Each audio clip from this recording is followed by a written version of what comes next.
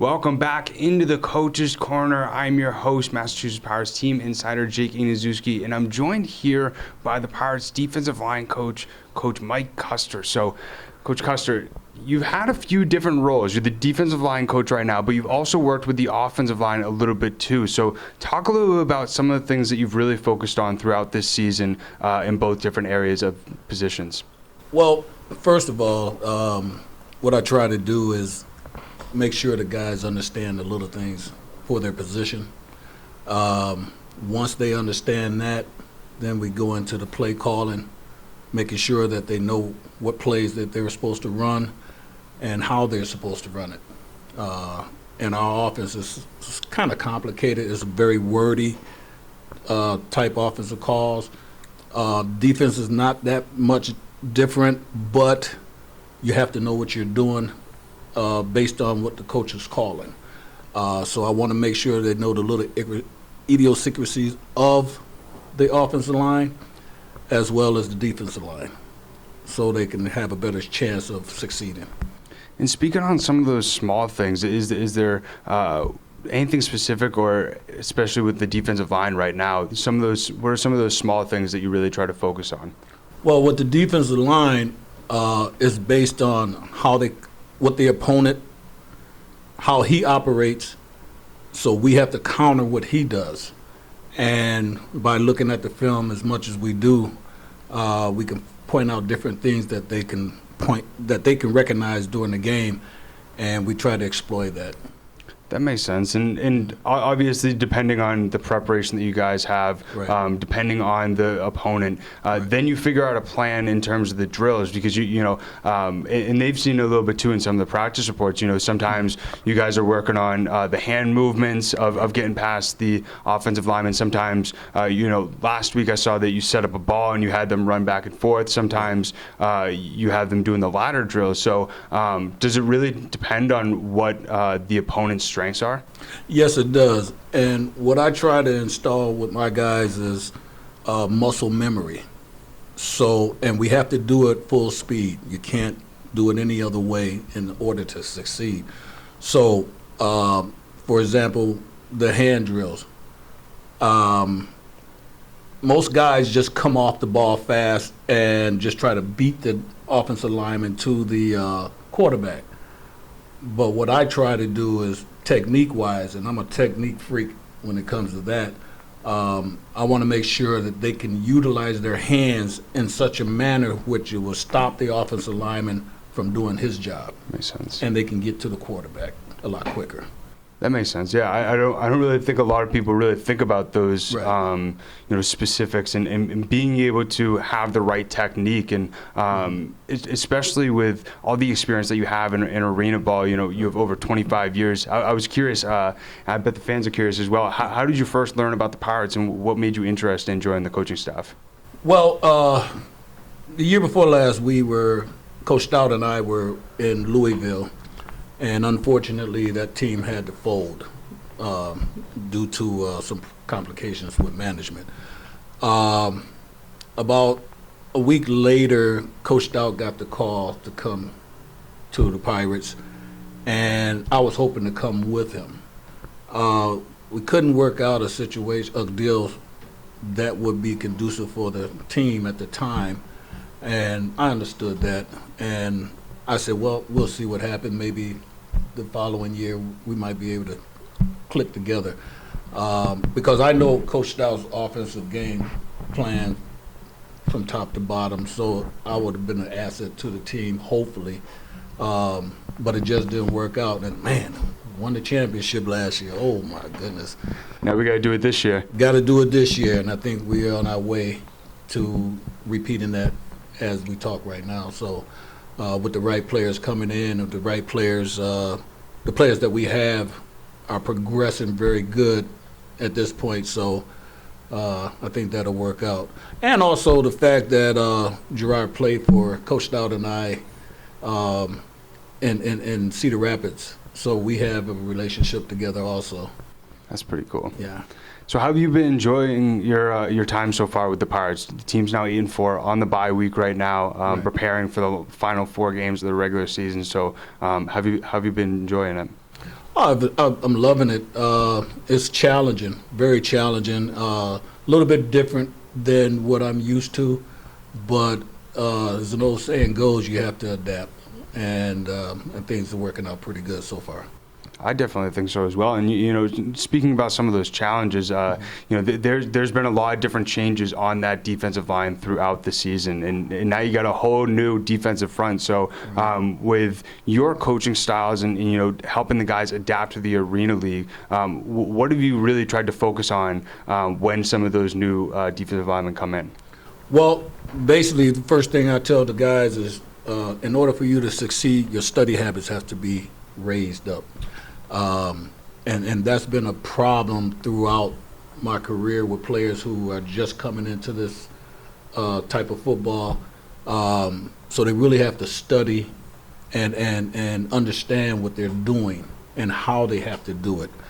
So that's really the most important thing that I've been trying to get across to my guys, whether it's offense or defense. And everybody's different. Everybody learns different.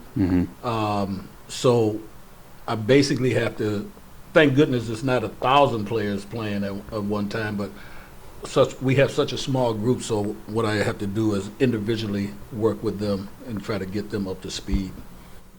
And so specifically with obviously the different rules between indoor ball and outdoor ball, what are those differences for defensive linemen? Because you know we see with some of the receivers, it's the walls, it's the starting once the quarterback gives them the start and starting behind the line of scrimmage. But for defensive line specifically, what are those differences?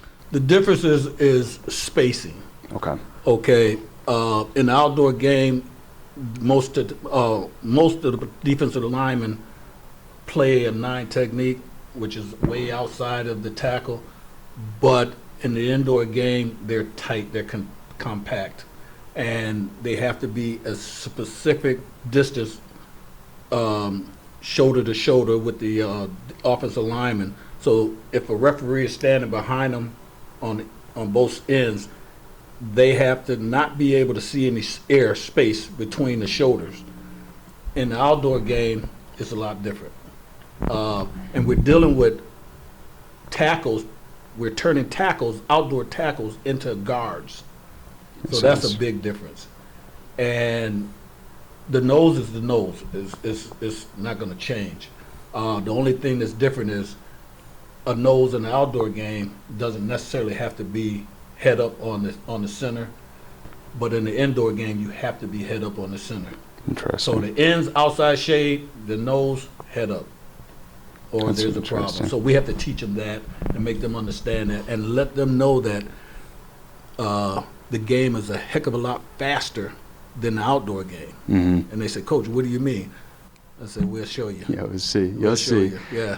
And one thing that I think is different from indoor ball and outdoor ball, and something that I'm still getting used to, is that players are able to play both sides. So offensive linemen sometimes are forced to play defensive line, and vice versa if there's an injury or if there's a need. And so especially with teaching some of those guys who haven't played either side, and you've coached both sides, what sort of process do you go in that regard? Well, fortunately, I have a little experience in the fact that when I first started coaching in indoor football, it was the Arena League, and they're mandated to play both sides. So an offensive player has to play the defense; they don't come off the field. Right. That was Ironman football, and so at that point, I had to teach defensive linemen how to play offense, and I had to teach offensive players how to play defense. Right. So as the years went on, it became a little easier. I know what to say to them and how to show them what I want and what they need to do. And some of the best offensive players that I've coached in the past were all pro defensive players and vice versa. It's like, that's interesting. Crazy. Yeah, so they get adapted pretty quick. Okay. And the one thing that's different from the indoor football league versus the AFL is endurance. So I would get on the phone before the season starts, and I always talk about endurance, whether it's offense or defense. Get your endurance together, get your cardio together, because you're going to need it. And when the guys come out to training camp the first time, "Coach, You were right. You were right. I said, hey, I've been doing it for a while, so they get it done. Is it because of that quicker pace, you think? Yes. Okay. Yes. That's interesting. Yes, because you don't have a chance to relax. Makes sense. Okay, and in the old days with the AFL, we had to. If an offensive player played defense versus him playing offense, then we have to give him a break. And if we don't do it right, we could lose that player for a whole quarter. That's interesting. But now in the indoor league, one-way players. Right. The endurance is still there, but and the intensity is still there, but they get a chance to get a break. That makes sense. And, Yeah. for people who are wondering like where we're recording from, this is actually the conference room in the Pirates front office. And I want to record it here because this is where sort of the behind the scenes happen. This is where the magic happens, where they write their plays up here, they watch their film on the TV just right behind where the camera is to prepare for what ultimately happens on the field. But, looking at the remainder of the season, there's 4 games left. I was wondering what specific things after this bye week, preparing for Sioux Falls, are you really going to be focusing on to maybe patch some things up that maybe didn't go right against the Green Bay Blizzard, or things that you want to improve upon? Yeah. Well, one of the things is we want to make sure we keep the intensity up. We're going to do some cardio, make sure the guys have their legs under them. We're going to look at film, probably 2 to 3 games back on Sioux Falls. We're going to look at the game when we just played, make sure we got all the corrections and everything is straightened out there. And we're probably going to switch some guys around just for the sake of what we think is the best chance for us to succeed. Makes sense. And for them to succeed. So it's going to be a lot of film work, very intense practice, keeping that intensity and that I would say just making sure that everybody's on the same page. Right. We have a short week this week because we go to Sioux Falls, and we'll probably leave a day ahead of time. So everything's going to be very intense and try to get everybody on the same page for the most part. And thank God after this bye week, not only the players get a chance to be able to take a rest after not having a bye week until week 3, Right. and be able to get their bodies right. The coaches also have the opportunity to get mentally focused for the rest of the season and get ready to ultimately get back to that ultimate prize of getting back to that championship and defending the ship, which is obviously our slogan. But really appreciate you giving your insight today, Coach Custer, and really appreciate everybody tuning in today. I hope you enjoyed all the insight from Coach Custer. He's one of the best coaches on the coaching staff, does a really good job of helping guys improve each and every single practice and each and every single game. Also has a great personality and humor to him as well. But really appreciate everybody tuning in. If you have not yet, make sure to subscribe. We post the Coach's Corner each and every single week to help you guys get a little bit of a behind-the-scenes insight on how the Pirates coaching staff is preparing the team for the upcoming game. But as always, I hope everybody has a great rest of their week. We'll see you next time.